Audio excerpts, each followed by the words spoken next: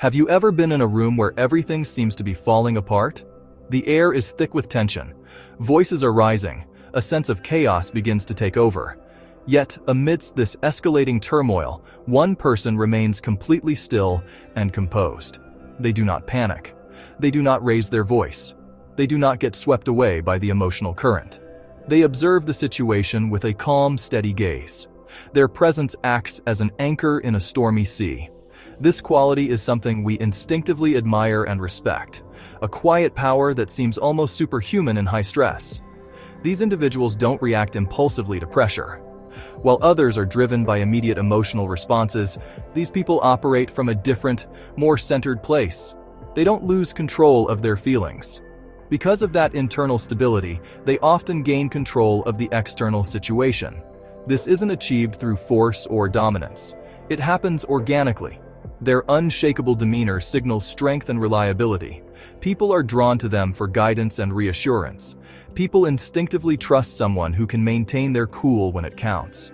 This ability to remain in control is not a matter of luck. It is not an innate magical trait bestowed on a select few. It is not about being cold. It is not about being emotionless. In fact, it is quite the opposite. Composure is a skill rooted in psychology and emotional intelligence, understanding one's own internal world, developing the discipline to manage it.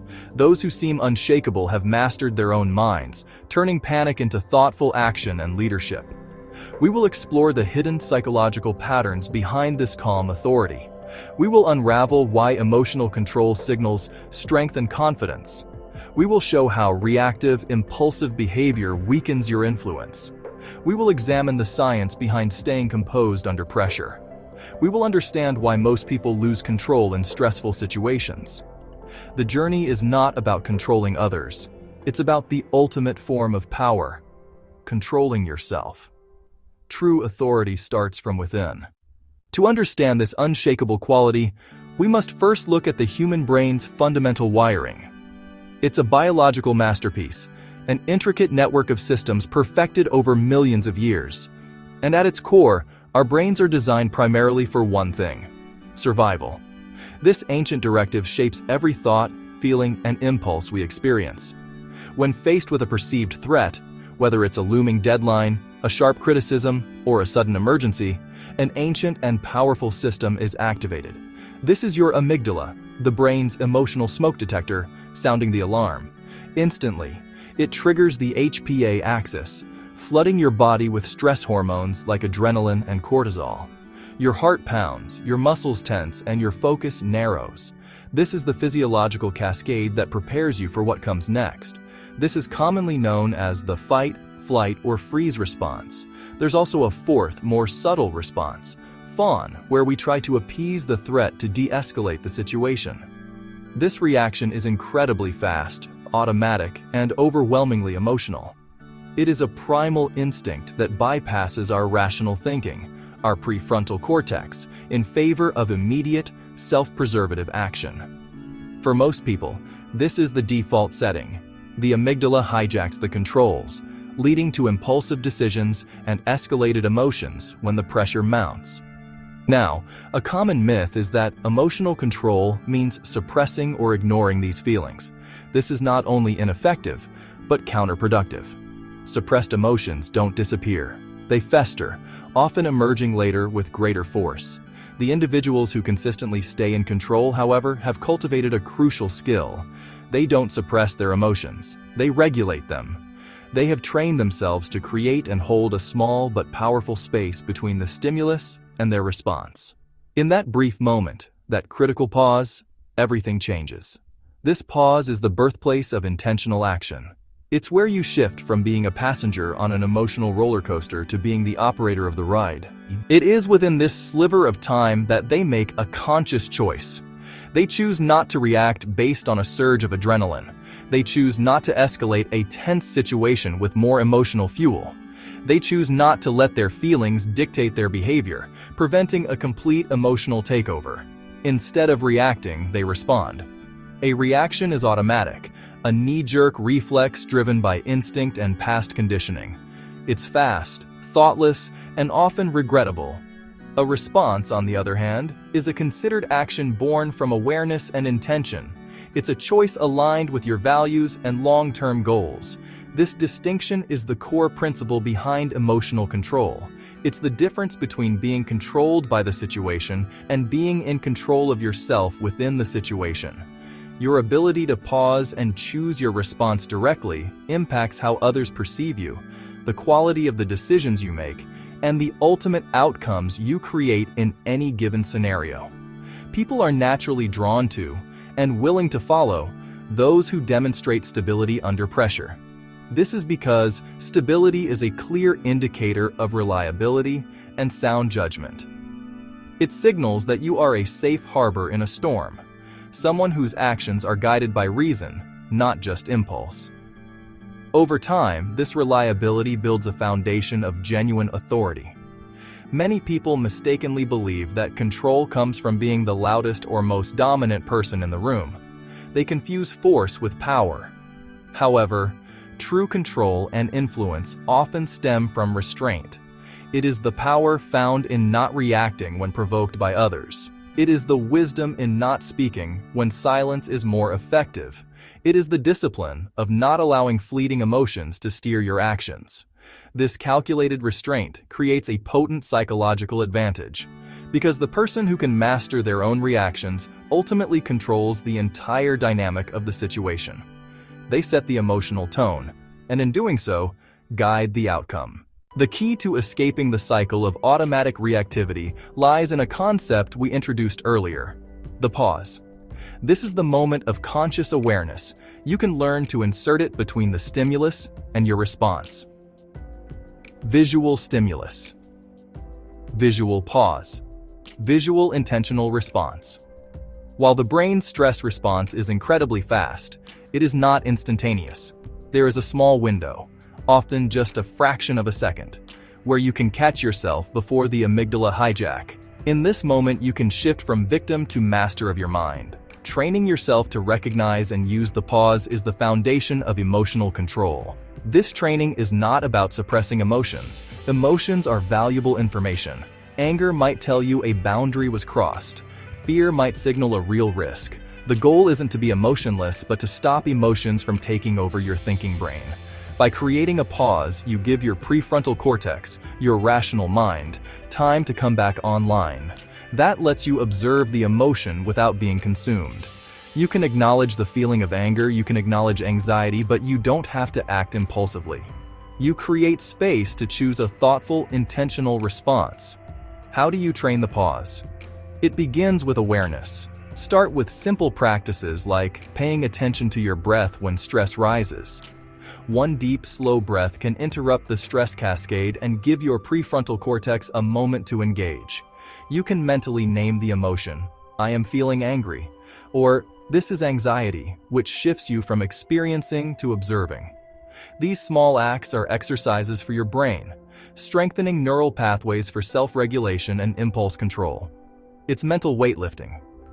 With repeated practice, this can become your brain's new default.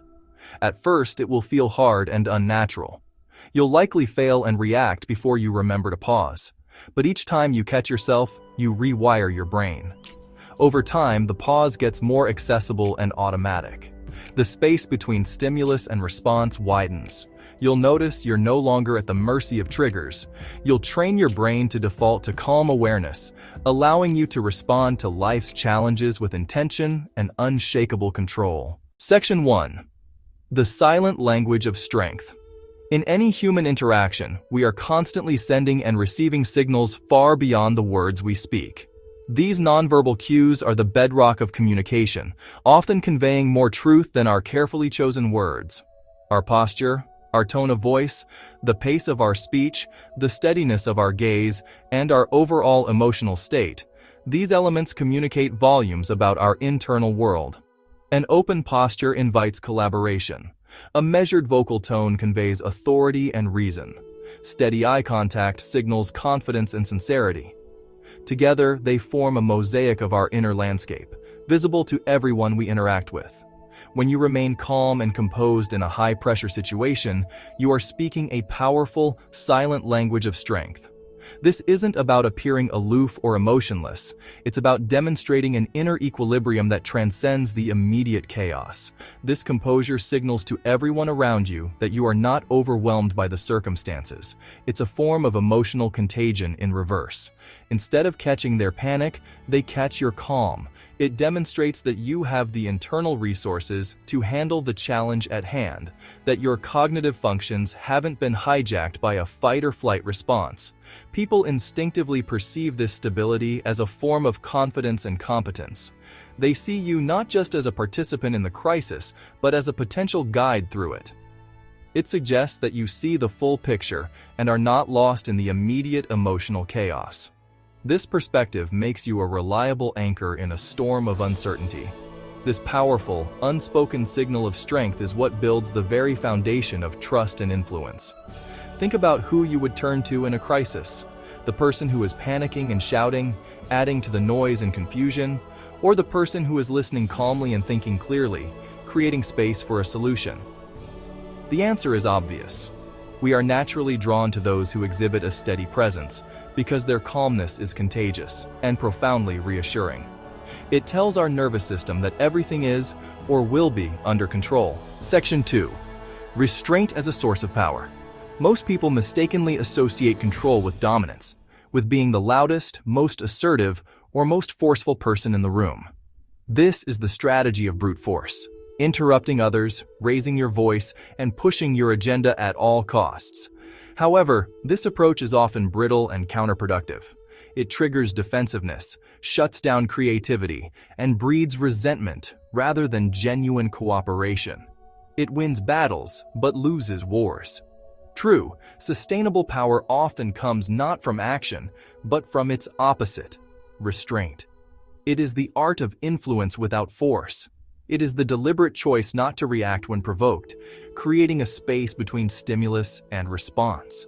It is the wisdom not to speak when silence is more strategic, allowing others to reveal their positions, their fears, and their motivations. And it is the discipline not to act on every impulse that arises, understanding that immediate gratification can sabotage long-term goals. This disciplined inaction creates a profound psychological advantage. It disrupts the expected pattern of conflict and escalation, shifting the dynamics of any interaction in your favor and giving you a greater, more authentic sense of control. Consider a case study in negotiation. One party is emotional, making demands and issuing ultimatums. The traditional response is to meet that energy with equal force, creating a stalemate. But the composed negotiator does the opposite. They listen. They use silence to draw out more information. They summarize the other party's concerns, showing they've been heard. They reframe the conflict not as you versus me, but as us versus the problem. This de-escalates the tension and opens the door to a collaborative solution. The power wasn't in shouting louder, it was in creating calm. When a discussion becomes heated and emotions run high, people become entrenched in their positions. The conversation is no longer about finding the best solution, it's about defending their egos. In this environment, a calm and centered presence acts as a rudder, subtly guiding the ship away from the rocks. What's the core principle we're all trying to uphold here? By not getting pulled into the emotional vortex, you maintain the clarity and perspective needed to ask thoughtful questions. These questions don't assign blame. They guide the conversation back toward a productive, shared goal. In any group, from a family unit to a corporate team, people are naturally, almost magnetically, drawn to stability. Just as planets orbit a sun, people instinctively orient themselves around a social center of gravity. In social dynamics, that center of gravity is almost always the person who remains the most stable and reliable under pressure. A calm leader signals that the situation, while difficult, is manageable. Their composure non-verbally communicates competence and foresight, inspiring tangible confidence in those around them and freeing up their cognitive resources to focus on solutions. It is crucial to understand that restraint and calm are not the same as being cold, detached, or emotionless. This is a common and dangerous misconception. Suppressing your emotions, bottling them up inside, is an act of internal violence. It is unhealthy and unsustainable. Unexpressed emotions don't disappear. They fester, they build pressure, and then they erupt, often in uncontrolled and destructive ways. The goal is not to become a robot, devoid of feeling. Those with profound control are deeply attuned to their emotions. They feel them fully and intensely, but they have cultivated the space to choose how to respond. Suppression is a fearful act of avoidance, a refusal to feel. Mindful restraint, on the other hand, is a conscious and courageous act of engagement. You acknowledge the emotion, you name it, and you allow yourself to feel it without letting it dictate your behavior. This wisdom of restraint allows you to use your emotions as data, not as directives.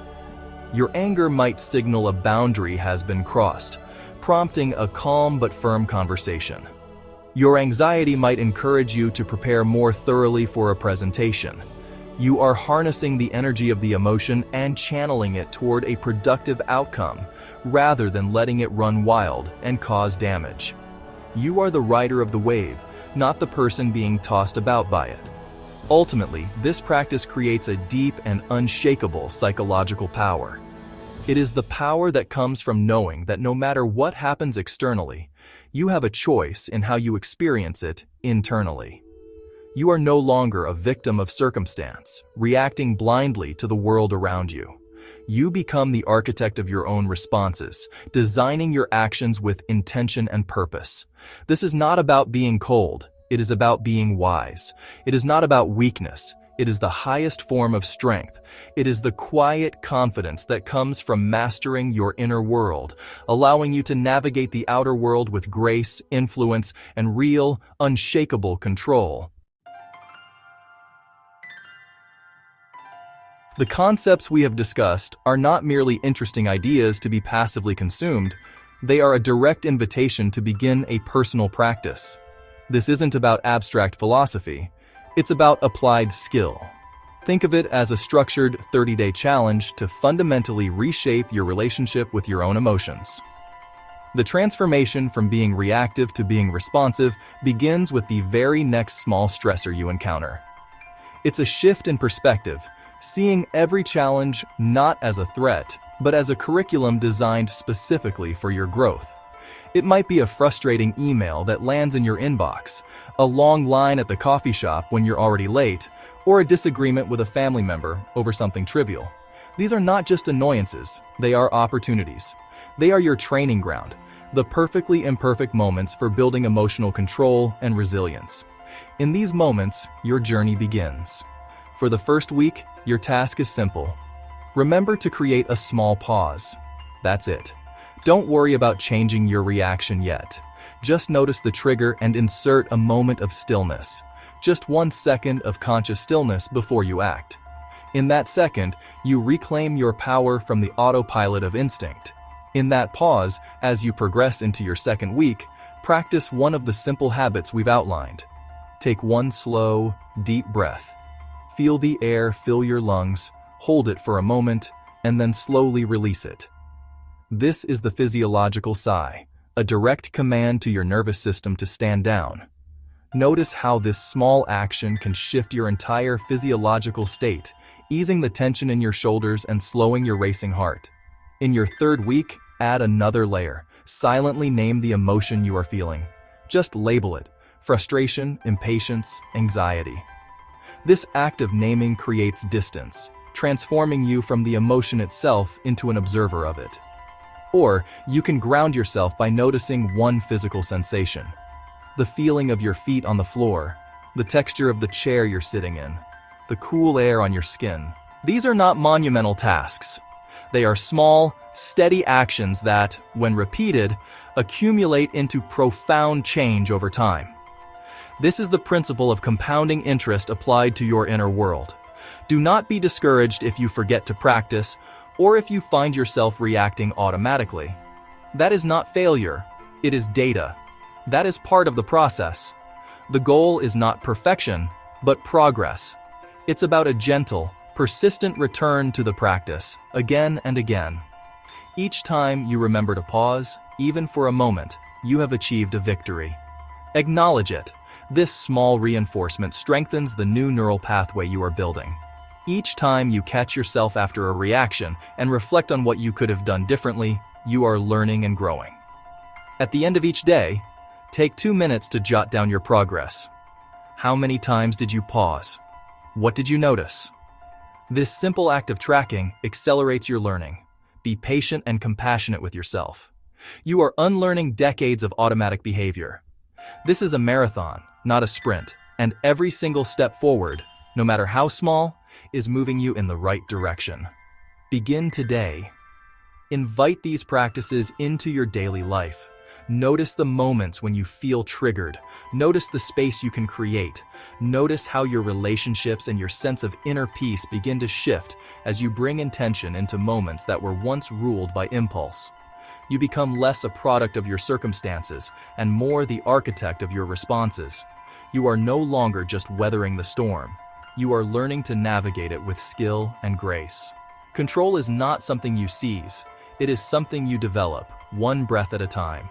It is a quiet strength cultivated in the small, challenging moments of everyday life. The power to be unshakable, to be the calm center in any storm, already resides within you. It has not been lost, only covered over. Your journey is to unlock it, and that journey starts now.